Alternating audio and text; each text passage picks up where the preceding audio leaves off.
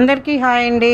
మెత్తడి చెక్కలు 3 ఆనియన్స్, 4 పచ్చిమిర్చి, కరివేపాకు, జీలకర్ర, టేస్ట్కి తగినంత సాల్టు, 2 స్పూన్లు ఆయిల్ వేసుకొని చక్కగా ప్రెస్ చేసి, ఆనియన్ చూడండి ఒక్కొక్క పొర వచ్చే వరకు చక్కగా ప్రెస్ చేసుకొని అంతా పిండికి పట్టించి అప్పుడు నీళ్ళు వేసి కలుపుకున్నానండి.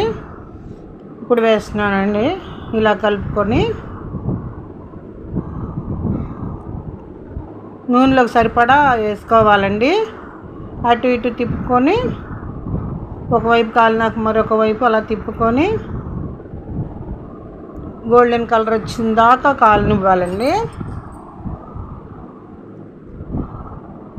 చూడండి ఎలా వచ్చినాయో,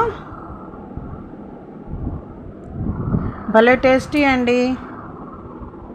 చాలా బోల్ వచ్చినాయండి. లైక్ చేయండి, షేర్ చేయండి.